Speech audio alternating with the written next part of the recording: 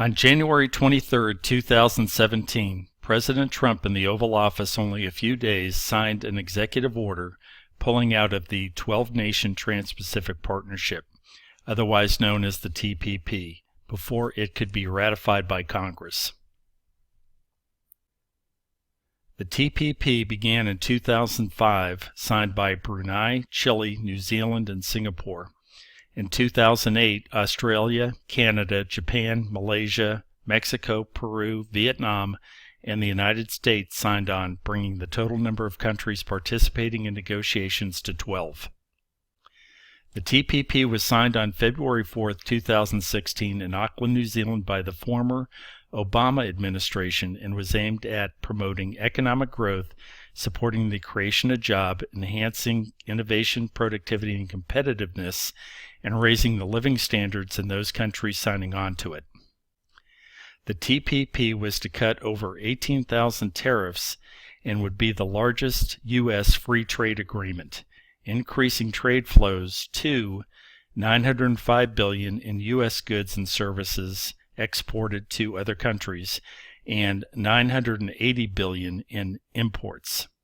The 12 countries involved in the TPP have a collective population of 800 million, almost double that of the European Union's single market. The 12 nations in the TPP also are responsible for 40% of world trade. Across the country, a diverse coalition of American agriculture, tech, manufacturing, apparel, and service companies recognize that cutting over 18,000 tariffs that other countries place on Made in America exports would help them grow their business and support their workers. The TPP was also likely to bring China's neighbors closer to the U.S. and reduce their dependence on Chinese trade. If ratified, it would have strengthened the American influence on the future rules of the global economy.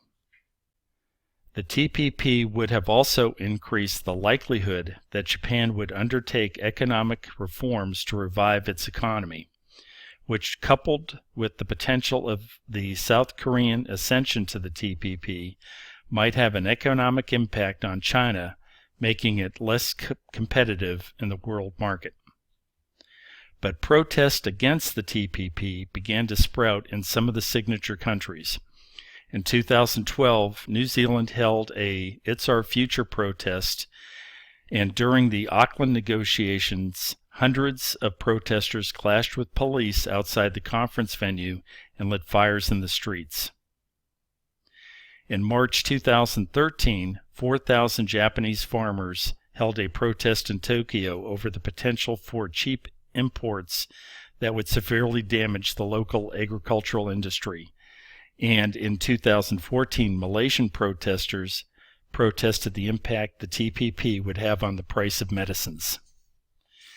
In the USA, the protest to TPP began in 2014 when political activist Noam Chomsky warned that the TPP is designed to carry forward a neoliberal project to maximize profit and domination and to set the working people in the world in competition with one another.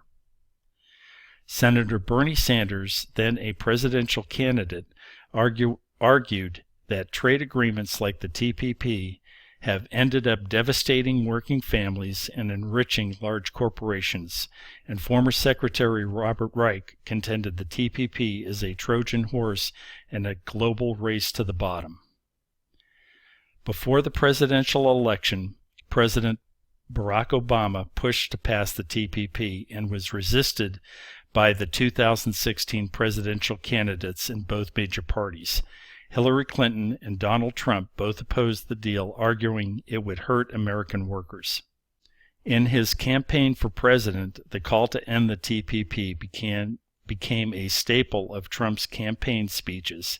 He called it a potential disaster for our country, saying instead the U.S. will negotiate fair bilateral trade deals that bring jobs and industry back onto American shores. But the resistance from both Democrats and Republicans is no surprise. The U.S. has withdrawn from the TPP. With no support from the U.S., the future of the TPP with the remaining countries is unclear.